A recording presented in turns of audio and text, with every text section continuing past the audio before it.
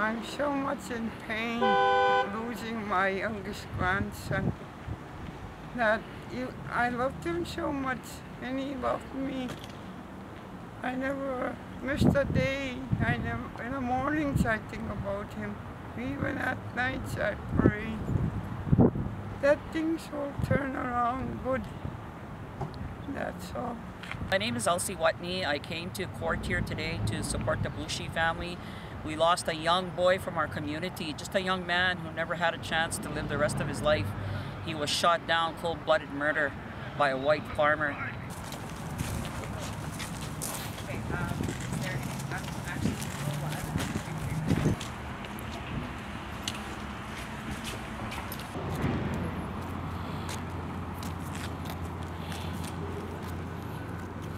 Here today with these court hearings with the witnesses, the prosecutor, crowd, Geralds, Stanleys, his councilman, we're kind of starting to get to the truth about what happened and the events that occurred to the tragedy of my little brother being shot.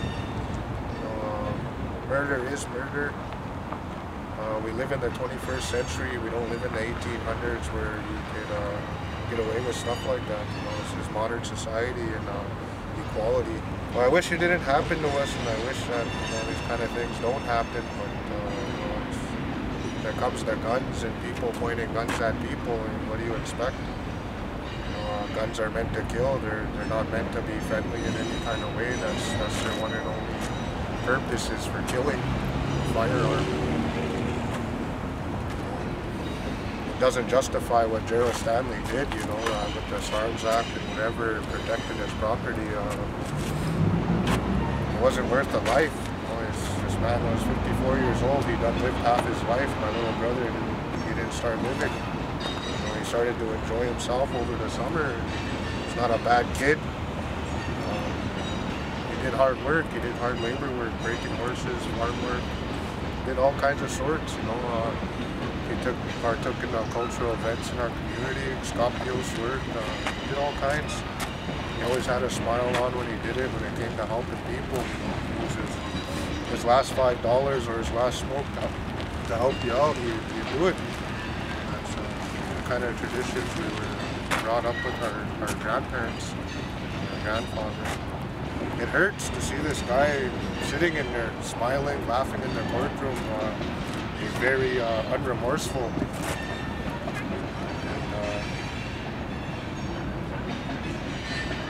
And he feels like he's going to get away with it, but he still murdered. Still the gun was in his hand and he pulled the trigger.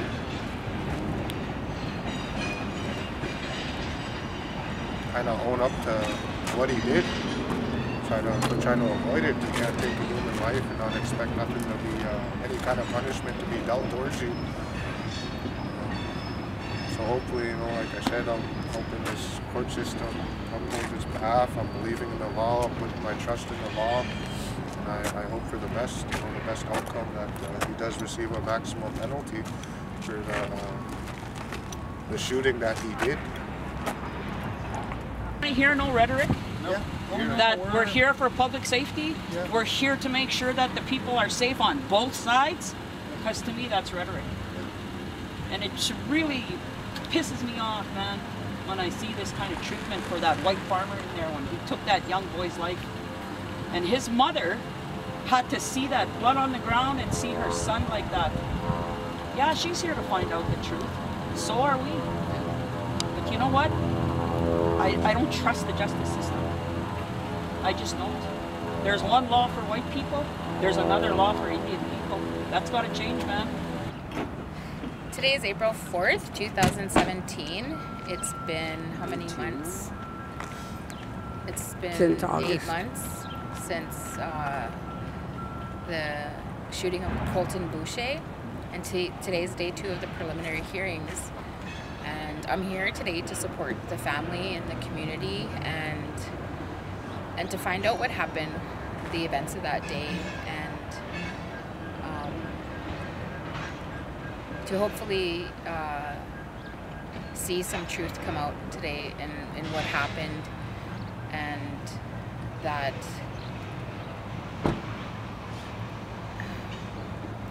so much I want to say, but I don't want to say the wrong thing. There was a lot of racism that was brought up, and it became very clear to everyone in this community, and not only in this community, but right across Canada and the United States, how First Nations are portrayed and how we are mistreated by the justice system. Had this been a First Nations man who had done this crime and it had been reversed, I don't believe that First Nations man would be free to walk the streets with 10,000 bail. It's unheard of. And so that in alone is upsetting, whether or not he was proven guilty or he has not been proven guilty or not guilty yet. The fact of the matter is that this case has been mishandled right from the beginning, and there's so many questions to be answered, like so many questions, and I feel so much empathy for the family because of what they're going through and how the wounds can't even begin to heal because they don't know what happened to Colton. They don't know, Debbie doesn't know what happened to her son, why things turned out the way it did, like, and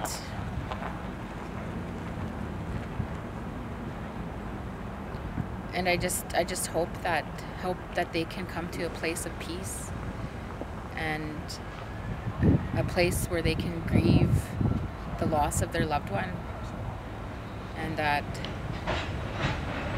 this horrible tragedy will begin to bring healing to all of our communities around here, because we need it. There's so much bad than there is good, and I just want to see things be better. I hope something can come out of this that's going to be good. In a bad, horrible situation, I hope that something good can come out of this. And yeah, I just pray for the family and the judges and the lawyers and everyone else who is a part of this, that the right thing will be done and the truth will come out.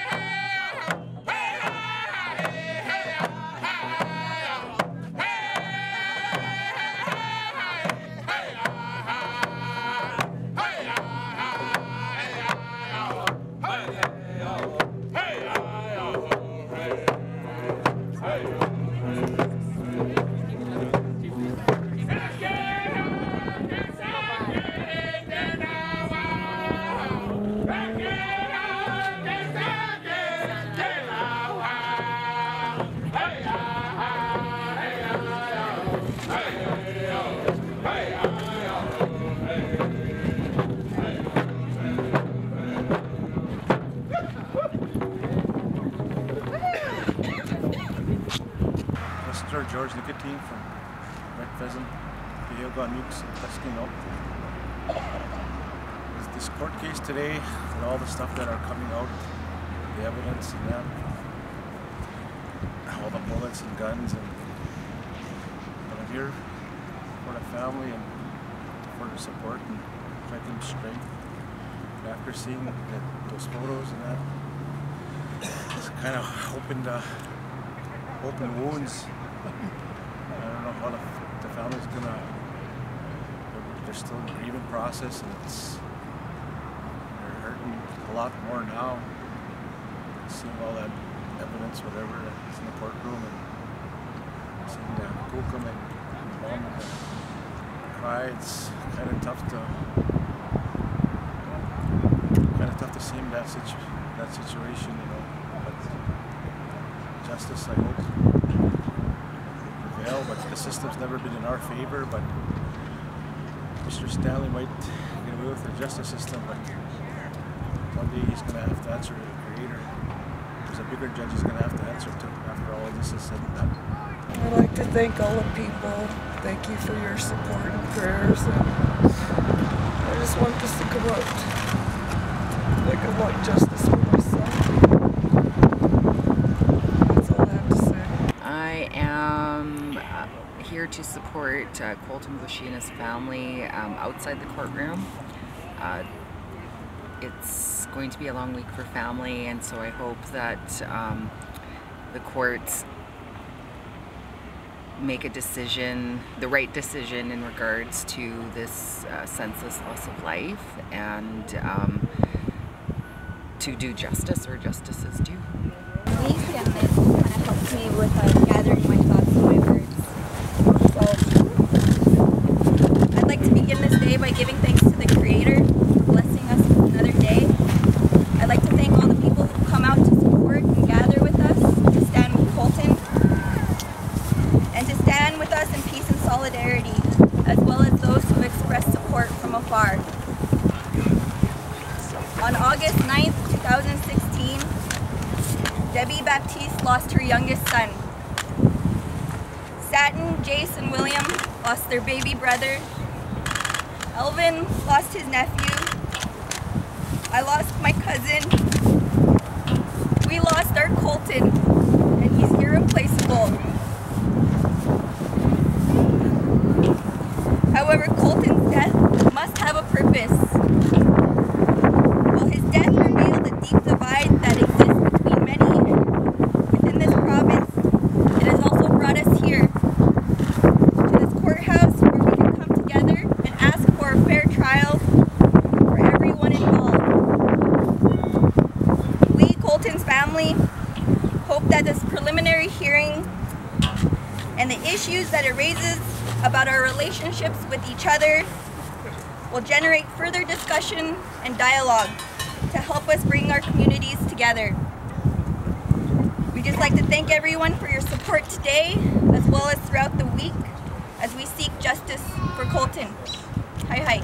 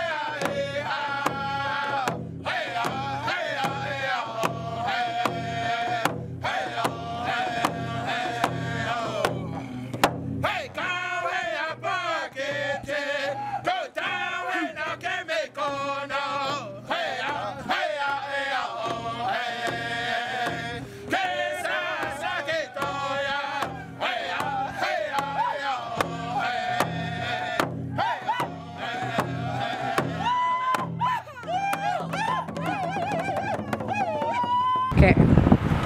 My name is Dana Falcon, elected council in Red Pheasant.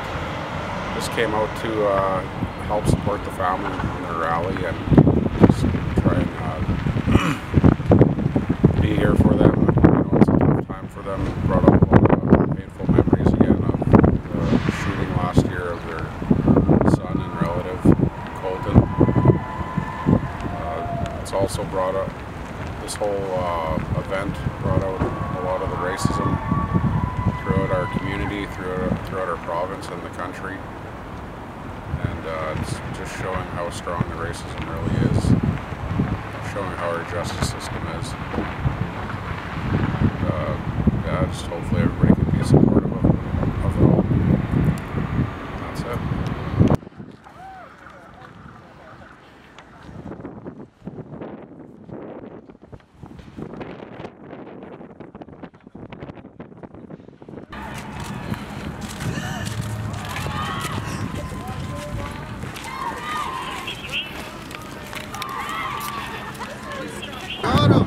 Right on.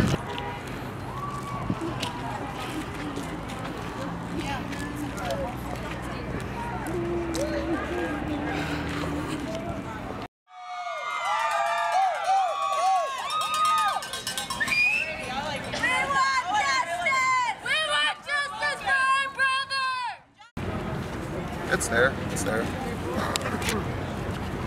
I can't really speak much about it because me, myself, I'm a good person, kind-hearted person. I look at everybody as a human being and I don't believe in racism. But in the act that did take place, I believe was part to do with racism. And I'd just like to say thank everybody that showed up and showed support. Happy with everything that turned out. I just wish the best outcome to come with this time frame. It's been carried along this long, as I felt is unfair. As for anybody in a different predicament, they could have been worse. They could be sitting in jail, incarcerated until their trial date. So yeah, I believe there's a little bit of unfairness in it, but I don't believe it's due to racism. Due to the physical evidence, I can't speak about the trial.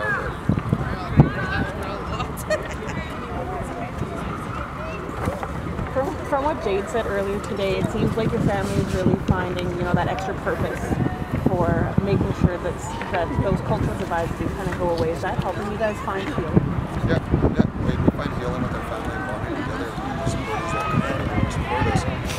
It uplifts our spirit, makes us feel more motivated to get out there and do something about it. Because as for the past, we haven't even had people to come out. Not many supporters as we did today, as you guys see in the last few days. So for today to turn out like it did, I'm happy. And for it to be peaceful? Yeah, peaceful protest is all I ask for. A person of his community. Pretty sure my brother's looking down and I'm happy and satisfied to see that his community is actually paying it forward to him. Paying it forward to as he did in the past with them. He liked to work. He was a kind, social person. He could talk to anybody. I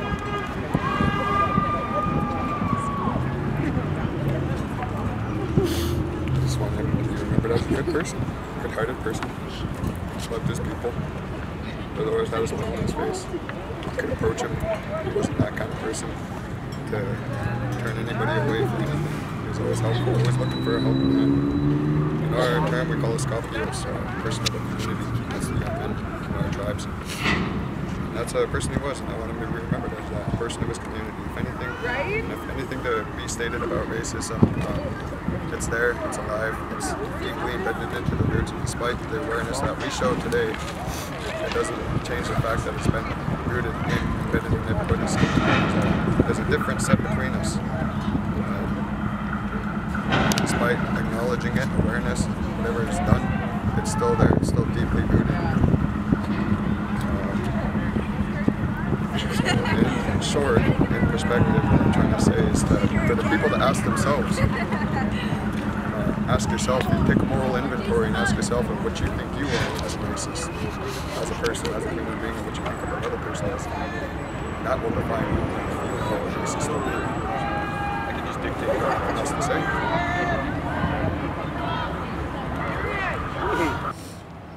So some things don't seem fair at the moment, but we're trying hard as a family to keep pushing forward, you know, and whatever the outcome is of this murder case.